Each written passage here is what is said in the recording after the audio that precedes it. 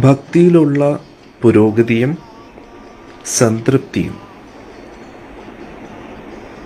രണ്ട് കാര്യത്തിനെ ആശ്രയിച്ചിട്ടാണ് ഇരിക്കുന്നത്. അതായത് ഒരു ഭക്തൻ ഭക്തിയിൽ എത്രത്തോളം പുരോഗമിച്ചു, അല്ലെങ്കിൽ ഒരു ഭക്തൻ ആ ഭക്തിയുടെ ജീവിതത്തിൽ എത്രത്തോളം സംതൃപ്തിയിലിരിക്കുന്നു എന്നത് രണ്ട് കാര്യത്തിൻ്റെ അടിസ്ഥാനത്തിൽ മനസ്സിലാക്കാൻ കഴിയും. അതെന്തൊക്കെയാണ്? ആ വ്യക്തിയുടെ ഉദ്ദേശം, എന്തിനു വേണ്ടിയാണ് ആ വ്യക്തി ഭക്തി പരിശീലിക്കുന്നത്, ഉദ്ദേശശുദ്ധി, അതാണ് മെയിൻ.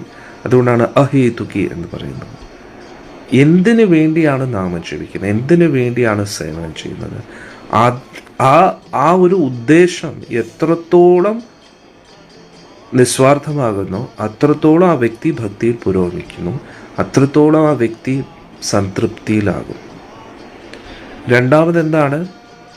തുടർച്ചയായിട്ട് അത് ചെയ്യാനുള്ള ശ്രമം, വീണ്ടും വീണ്ടും അത് തുടരാനുള്ള ഉറച്ച തീരുമാനം.